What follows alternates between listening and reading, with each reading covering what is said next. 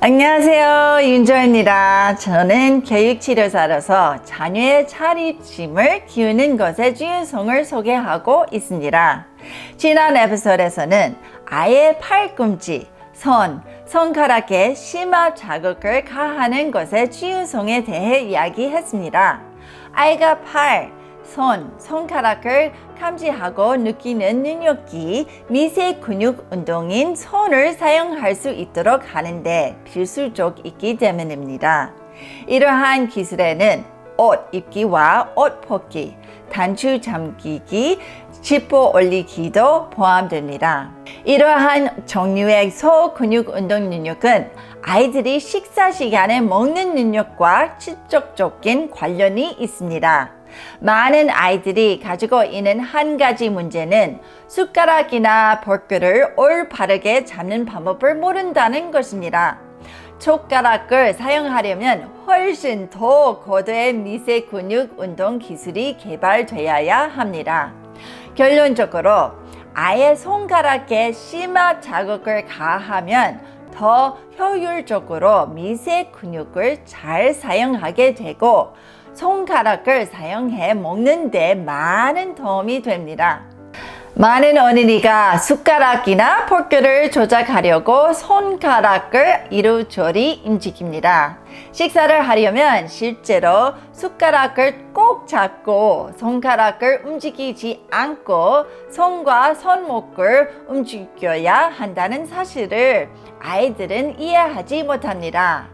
아이에게 숟가락을 잡고 손을 사용하는 올바른 방법을 가르치는 동안 손가락에 심화 자극을 가해야 할 수도 있습니다. 식사 시간이 되면 가족이 자녀와 함께 겪는 가장 큰 어려움 중 하나는 까다로운 식습관입니다.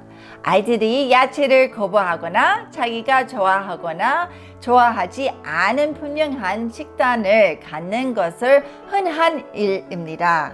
많은 아이는 주로 간식, 과자 같은 식품에만 끌리지요. 이런 이유 중 하나는 많은 어린이가 구강 자극을 필요로 하기 때문입니다. 아이의 혀, 입종종과 양어를 자극해주면 아이는 씹는 방법을 더 잘 배우게 됩니다. 때로는 아이 잘 씹는 방법을 잘 모르기 때문에 먹는데 오랜 시간이 걸릴 수 있습니다. 까다로운 편식을 덮기 위해 입 전체를 칫솔이나 구강 스펀지로 자극해 줄 수 있습니다. 구강 스펀지는 면봉 같은 스틱 끝에 작은 스펀지를 붙여 있는 훌륭 도구입니다. 스펀지가 닿을 수 있는 만큼 입 안 구석을 가볍게 문질러 주시면 됩니다. 구토 자극이 일어나지 않도록 잠깐 멈춰 주세요. 이런 자극은 모든 연령대에서 약 1분간 지속하시면 됩니다. 추가로 혀의 미뢰도 자극해 주세요. 짠맛, 단맛, 신맛을 1분씩 맛보게 해주시면 됩니다. 소금 조금, 설탕 가루 조금을 혀 끝에 번갈아 올려주세요.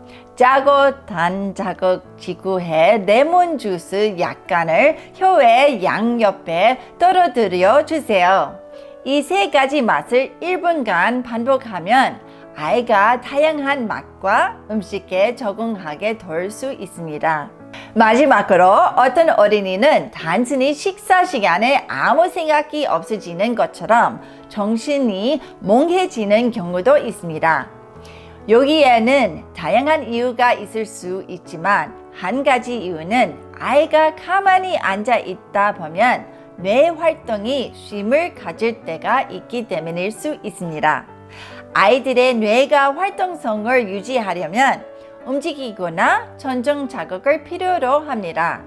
이런 이유로 아이들이 밥을 먹으면서 이리저리 돌아다니고 그 결과 부모님들은 아이를 쫓아다니며 먹어야 하는 경우가 많습니다.